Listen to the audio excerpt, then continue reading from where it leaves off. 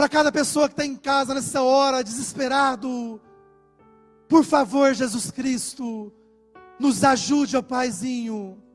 a passar por esse querite e muito em breve receber o diploma das mãos de Jesus Cristo, dizendo: bem-vindos ao lar, e queremos